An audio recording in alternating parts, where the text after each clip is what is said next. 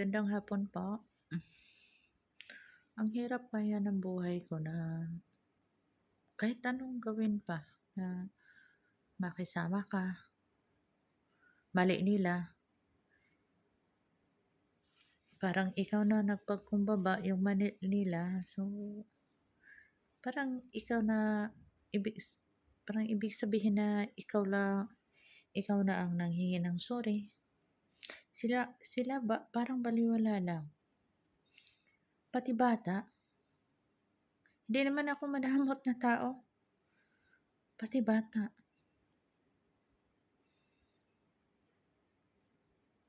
Iba na ang ugali.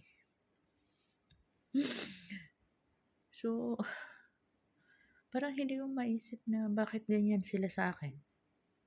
Yung mali nila, inangkin ko na ako nang nagkamali, sila na ang tama. Lahat na ba yung mali nila? Akinin ko para sila maging tama? Hindi naman siguro. Hindi naman siguro na ganyan. Pangit naman ganyan na yung mali nila, akinin ko para sila maging tama. Di ba? Kahit bata pa, ganyan, hindi pwede. So, alam ba ninyo na may nakakita na Panginoon sa akin?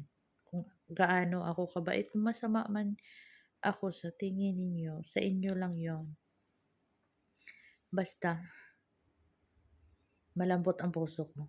Hindi ako na katulad sa iba. So, hindi naman ako nag-judge sa inyo na masama kayong tao. Pero ang nakita ko lang sa inyo na lagi na lang ako masama. Kayo ang laging perfect. Di ba? Ang sakit lang ng ganyan.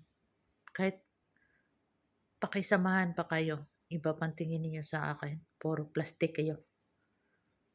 Dapat ba ganyan kayo sa akin? Ano bang mali ko sa inyo? Wala akong hinihingi sa inyo. Wala akong hinihingi. Kahit piso.